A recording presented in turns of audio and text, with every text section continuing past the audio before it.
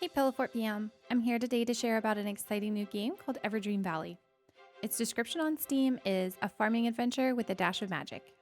By day, restore your quaint homestead into a summer paradise, raise crops, care for animals, and rebuild to your heart's content. At night, inhabit the various farmland creatures through your dreams and bring enchantment to the valley. Now, I didn't experience any of the inhabiting animals by night, and to be honest, that sounds a little odd. However, after playing the game's 1-hour demo, I definitely want to share my thoughts and experience of the game.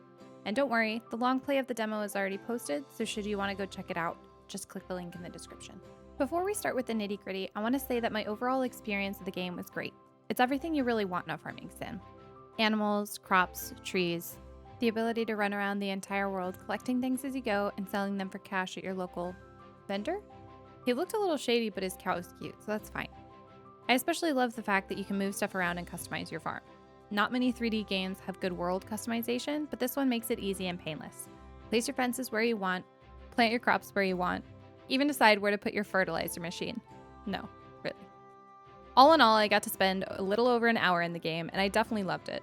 We'll talk a bit more about some key aspects I adore at the end of the video, but for now, let's get to the bugs and not so great parts. I do want to say that this is of course just the game's demo. The developers may have already fixed these issues in the main game and just not updated the demo because why waste the time perfecting the demo over the main game? But nonetheless, I want to share them just in case. One of the first things I noticed was that some of the character text definitely seems poorly translated. It's originally a Polish game, so it makes sense, but be prepared to think, huh? In some of the chat lines. It wasn't anything that made it unreadable, just a little bit out of order, and as a grammar nerd, definitely not proper English.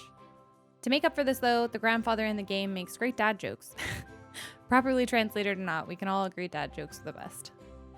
Next, when I went to save my game, I couldn't actually save the game in the first slot. When I went to save the game a bit further into our journey, I realized that the first slot contained the autosave data, but when I started the game, it was just an empty square I couldn't click on. It's a bit misleading saying save slot 1 and not being able to click on it. So our game is in slot 2, because being second is always better, right? Another fun bug we experienced was that our little icon that tells us to click tab, which had an exclamation mark that never went away and bothered me to no end, slowly gets further and further off your screen as you play the game. Minor, I know, but a bug nonetheless. This next one definitely bothers me a bit as it made my gameplay experience a lesser one, but the map and quests are in different locations. Now, normally I wouldn't complain about this, but when you pull up the map to see where your quests are, sometimes the quest tracking would work and show me an area I needed to go to, and others just had nothing at all. The game also didn't tell me that I needed to hit J to pull up quests, so I found myself clicking every blasted key on my keyboard to see if there was a quest list at all. Alas, I finally found it, and it made my experience better for sure, but I'd love to see the map and quest sections aligned or synced in some way, or just tell my unintelligent brain to hit J so that I know what button to spam when I can't figure things out. Another note about the quests is that randomly, with 12 minutes left in the demo, I can no longer use my mouse to click between the quests. I genuinely just thought they were permanently broken until I realized I could just use my keyboard to switch between them, which sort of helped, but then I realized another fun bug with only 3 minutes left was that all of a sudden I had quest tracking on the side of my screen. It was great. However, not so helpful since there was basically no time left in the demo at that point, and I was just committed to running around the map and exploring. One last note I'll make about the quests is that whatever you do, don't do them out of order.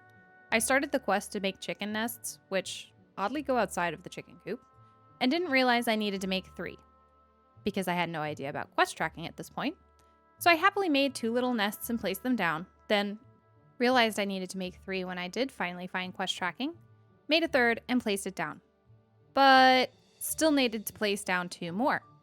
To my dismay, I couldn't simply pick up the other 2 I'd already built, so yeah. I went and made 2 more and placed them down. I also experienced this with the milk quest. I got ahead of myself and happily milked my cow after bringing her home, and then got told I needed to milk my cow for the second part of the quest. I couldn't simply give Grandma the milk I'd already gotten. I got told to wait 3 days, kid, which of course I couldn't do because the demo would end by then. So yeah. If only the animals could have been like my fruit trees and plants, the ones that somehow had fruit respawn within a matter of hours? Oh well, more fruit for me. A really fun part of this game is that you get a sweet little puppy dog who, the second you get them, runs away from you and wants nothing to do with you. You then find out you need to train him by throwing a stick a few times. It was honestly pretty fun and I had no qualms about that part, but when I got told to go get some sheep and use the dog to herd them, It was quite awkward to figure out. Honestly, once I got the sheep pretty close to home, I just stopped using the dog and chased them myself. Why make the animal work when I can do it? One little bug I actually particularly enjoyed was swinging my sword to break branches and pick up absolutely anything. Same with the bug net. Works great for picking up bugs, butterflies, and mushrooms. Of course, your sword won't catch bugs for you, but it will collect all of your fruit, which, as I find out, your basket doesn't. When you first get your basket, they tell you, simply run through the fruit with your basket and pick it up. It was a lie. At least for me it was.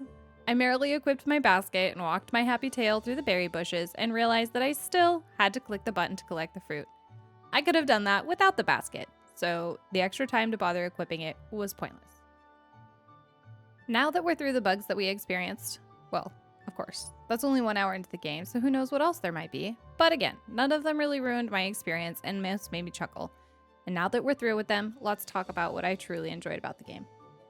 From the moment you get in the game, you're presented with a pretty rundown farm. Broken fences, trash all over, dead trees, etc. Your grandparents would apparently rather just wander around randomly and leave their underage grandchild to clean it up, but that's okay, I enjoyed it. Within just an hour, I'd had most of the farm repaired, cleaned up, and a storage full of junk I wasn't sure if I'd need, but would happily sell to Sir Shady Cow Vendor for some pocket change. Our grandparents also entrusted us with the job of venturing out into the wilderness to find their animals, which seems like child endangerment, but was so much fun. Take your trusty puppy and go find a cow, sheep, chickens, roosters, and I'm sure many more. The open world is huge, so you could definitely get lost, but don't worry, we've got a map.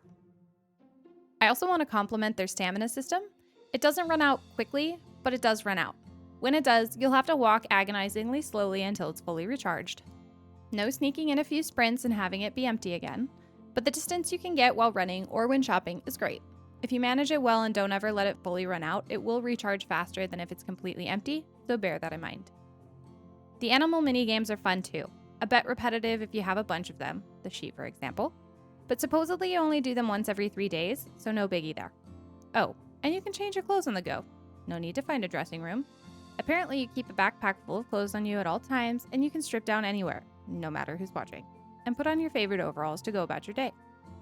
All jokes aside, this game was pretty fun. There's so much more content in the trailers that I didn't get anywhere near. There's more animals like horses, pigs, llamas, activities such as cooking, and apparently galloping through the fields on your pig. And yes, of course there's going to be fishing, because what would a farming game be without fishing? This demo honestly barely scratched the surface of this game, and I'm really excited for the full release. The game states that it's coming out Q2 of this year, so hopefully we'll get to see the full title soon, and I'll definitely give it a playthrough and an honest review once it does. Thanks for watching, and if you feel like sharing your own thoughts, comments, or questions about the game, feel free to leave a comment below.